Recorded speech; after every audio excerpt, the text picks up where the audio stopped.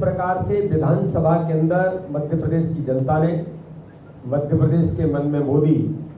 और मोदी जी के मन में मध्य प्रदेश के अभियान को जो एप्रिशिएट किया था और मध्य प्रदेश की जीत का सबसे बड़ा आधार माननीय प्रधानमंत्री मोदी जी के नेतृत्व में जनता ने जो आशीर्वाद दिया, लोकसभा के चुनाव में भारतीय जनता पार्टी के माननीय प्रधानमंत्री मोदी जी को मध्य प्रदेश के अंदर भी इस चुनावी अभियान में ऐतिहासिक सफलता मध्य प्रदेश को मिलेगी। मध्य प्रदेश का हमारा नेतृत्व हमारे माननीय मुख्यमंत्री डॉक्टर मोहन यादव जी, भारतीय जनता पार्टी का हमारा वरिष्ठ नेतृत्व, सबने मिलकर एक टीम स्पिरिट के साथ मध्य प्रदेश के लोकसभा के चुनाव को हमने जो कैंपेन किया, आज मुझे बताने में आप सबको गर्व है कि उस कैंपेन के आधार पर आज हम मध्य प्रदेश के अंदर 29 की 29 सीटें भारतीय जनता पार्टी ऐतिहासिक बहुमत से जीतेगी। हम सब लोग इस बात को जरूर कहते हैं कि प्रशंसाएं होती रहती है, कभी कभी श्रेय भी मिलते रहते हैं, लेकिन जिसको कहा जाता है ना कि मेरा आपकी कृपा से सब काम हो रहा है, करते हो तुम कन्हैया, नाम हमारा हो रहा है। तो हम सब लोग तो माननीय प्रधानमंत्री मोदी जी के नेतृत्व में उन्हें जनता आशीर्वाद दे रही है। हम लोग मेहनत और परिश्रम के साथ एक टीम भावना के साथ उनके साथ लगे हैं। इस विधानसभा चुनाव के बाद जो परिणाम आए और लोकसभा चुनाव के बाद के जो परिणाम आएंगे, 4 तारीख को जब काउंटिंग शुरू होगी, तो मुझे आपको बताने में इस बात का बड़ी गंभीरता के साथ मैं कहता हूं कि मध्य प्रदेश के अंदर राजनीतिक सफलता राजनीतिक पंडितों और विश्लेषकों के अध्ययन और शोध का विषय मध्य प्रदेश के अंदर बनेगी। हमने बूथ विजय का जो अभियान लिया था, 80% बूथों पर इस बार भारतीय जनता पार्टी विजयश्री हासिल करेगी, जो हमने हर बूथ पर चुनाव जीतने का जो संकल्प लिया है और माननीय प्रधानमंत्री मोदी जी ने भी कहा था। और दूसरी बात, जो मिलजुल करके उनके खिलाफ आए तब भी हम सबके सामने है, और अब का चुनाव तो बहुत खुली किताब की तरह हो गया। जिस चुनाव में इतने लंबे अभियान का माननीय यशस्वी प्रधानमंत्री ने नेतृत्व किया, और ये भी हम सब देख ही रहे हैं कि जो एक बार कहा 2014 में पूर्ण बहुमत मिला,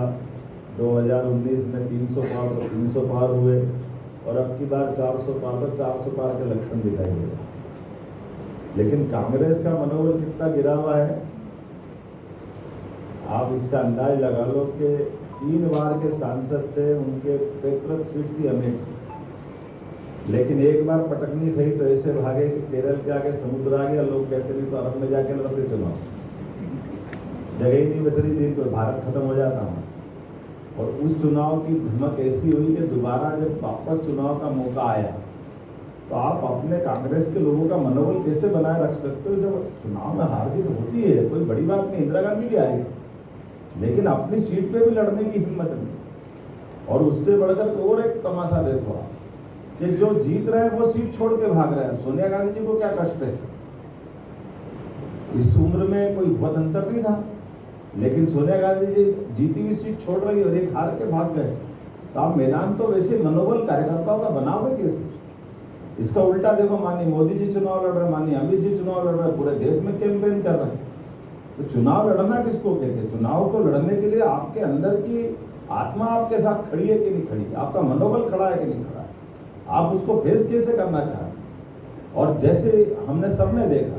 अब ये कोई कारण नहीं बनता कि मध्य प्रदेश के अंदर समाजवादी पार्टी से कांग्रेस गठबंधन करे, लेकिन ये कांग्रेस का डरा हुआ अंदर का जो चोर है, जिसने पिछली बार की पटकनी, उसके पहले की पटकनी लगातार खाते हुए ये मजबूरी के चक्कर में, और हमने देखा कि वहाँ तो गठबंधन में दे दी और बाकी जगह 29 में से पहली बार 27 चुनाव दे दी। आज तक कभी ऐसा नहीं हुआ कि 29 की जगह 27 के चुनाव कांग्रेस ने लड़ा। आज़ादी के बाद ये बड़ा नया इतिहास बना है कांग्रेस, और उसके बाद भी कितनी सफाई से, मैं तो समझता हूँ कितनी हिम्मत जुटा के बोलना पड़ता कि हम बहुत दमदारी से लड़े। कभी इतना ही बोल दो लड़े कितनी सीट में,